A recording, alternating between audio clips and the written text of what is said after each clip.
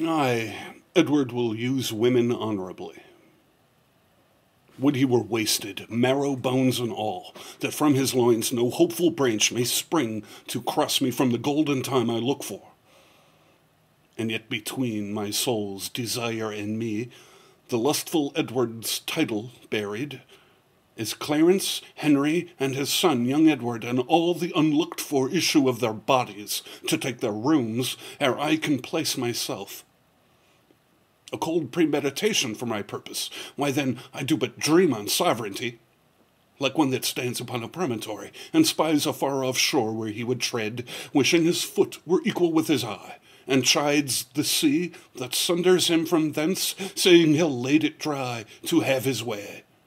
So do I wish the crown, being so far off, and so I chide the means that keeps me from it, and so I say I'll cut the causes off, flattering me with impossibilities.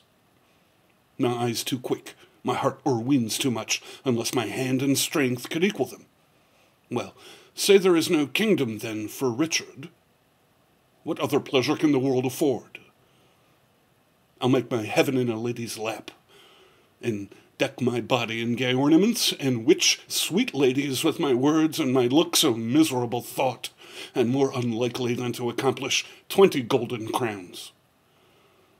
My love forswore me in my mother's womb, and for I should not deal in her soft laws, she did corrupt frail nature with some bribe, to shrink mine arm up like a withered shrub, to make an envious mountain on my back where sits deformity to mock my body, to shape my legs of an unequal size, to disproportion me in every part, like to a chaos, or an unlicked bear-whelp, which carries no impression like the dam. And am I then a man to be beloved?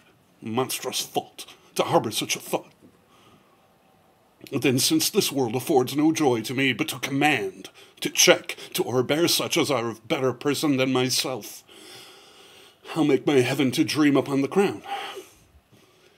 And whiles I live to account this world but hell, until this misshaped trunk which bears my head be round impaled with a glorious crown, and yet I know not how to get the crown. For many lives stand between me and home, and I, like one lost in a thorny wood, that rends the thorns and is rent with the thorns, seeking a way, then straying from the way, not knowing how to find the open air, but toiling desperately to find it out, torment myself to catch the English crown.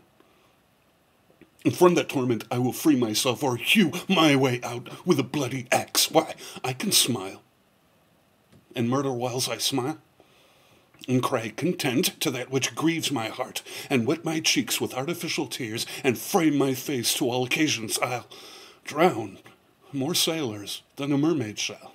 I'll slay more gazers than a basilisk. I'll play the orator as well as Nestor, deceive more slyly than Ulysses could, and like a Sinon take another Troy. I can add colours to the chameleon, change shapes with Proteus for advantages, and set the murderous Machiavel to school. Can I do this, and cannot get a crown? Tut. Were it farther off, I'll pluck it down.